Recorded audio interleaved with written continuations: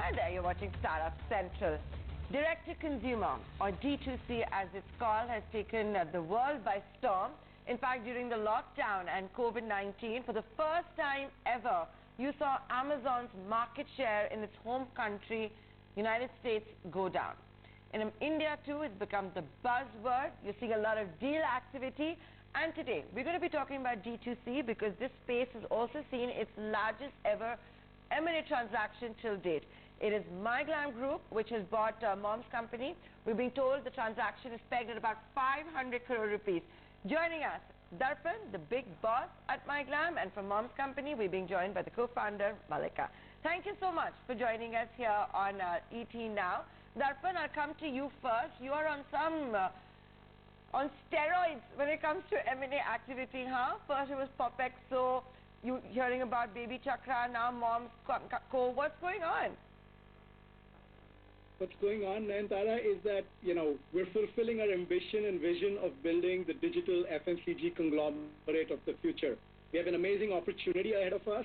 We are ahead of most people in the ecosystem, and we want to ensure that the gap between us and others continues to increase, and the momentum that we have doesn't slow down. Today is a massive, massive day for the Good Glam Group.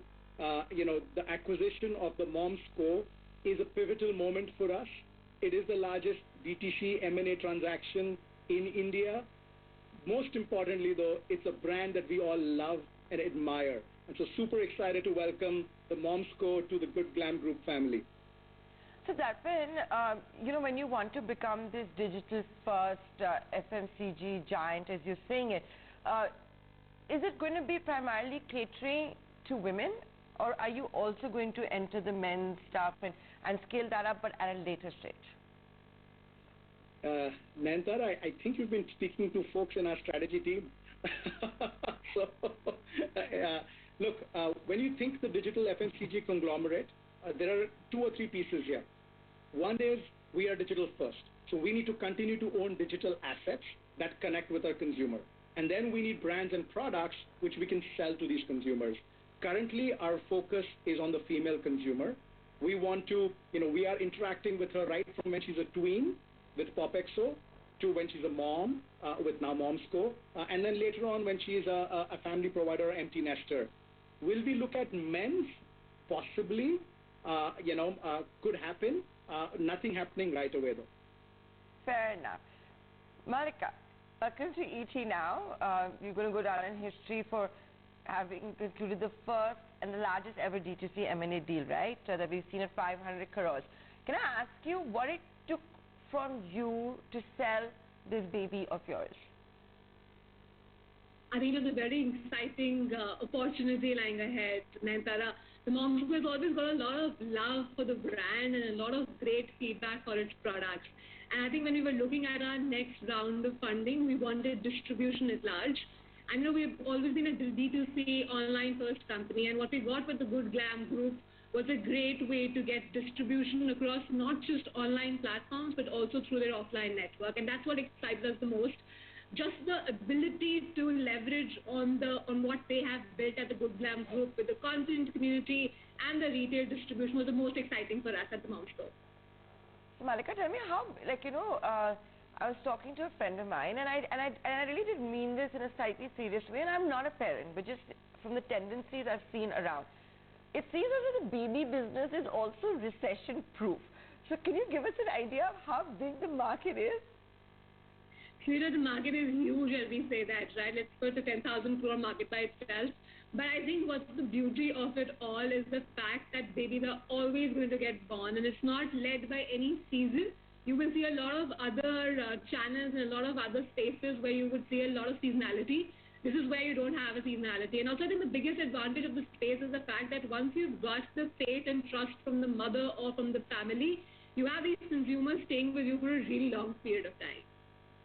Darpan, coming back to you then, we've seen you trying to have an umbrella group of brands as well. Like I said, there have been M&A strategies. You were, of course, got Amazon in as an investor. So if I could ask you this festive season, what are the trends? It's early days. We're talking on day one of Navratras, but Is consumption back the way we are hearing? Absolutely. It is back on the ground. Right now, Pujo is happening in the east. We are on the ground there. We are there in the pandals. We've set up our, stalls there. And you have to see the crowds. They are there. You look at the crowds even in all our offline retail outlets. They are back. So consumption is clearly happening. I think the bounce back from the second wave was incredibly quick. And not just online, but also offline. Consumption is back. Makeup is doing well. Lipstick sales are great. Skincare, of course, has performed brilliantly well in the last 15 months. So yes, consumption is back. And you also have an offline strategy.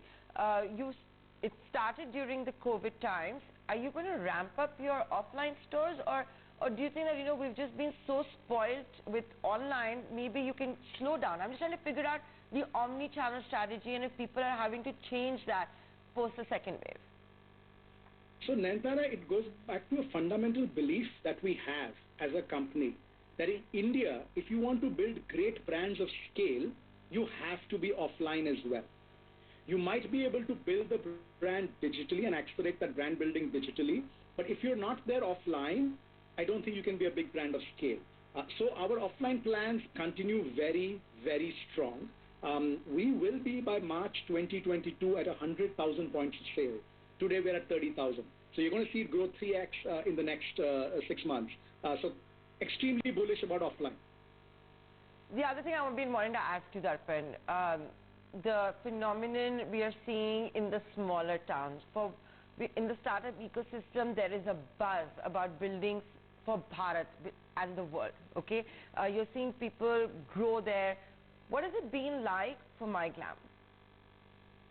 So, it's very interesting. If I look at our revenues from about 18 months ago to today, 18 months ago, we were 60-65% tier 1 and about 35% tier 2 and tier 3. Today, we are 60-65% tier 2 and tier 3, and tier 1 is 35%. Clearly, the consumption in tier 2 and tier 3 is absolutely growing very large. But what's very important, Nayantara, in our category of beauty, I do believe that if you have to be successful in tier 2 and tier 3, you have to be, you first have to show success in tier 1. Because beauty is a very aspiration-driven category. Our consumers in tier 2 and tier 3 do appreciate the fact that the brand has already done it well in tier 1. It's a brand that resonates all across. Mallika, coming to you, have you been primarily a brand for the bigger cities, or had you already started going into the smaller towns? Nayantara, we've always been focused on the conscious mom who was looking for nothing but the best for the child.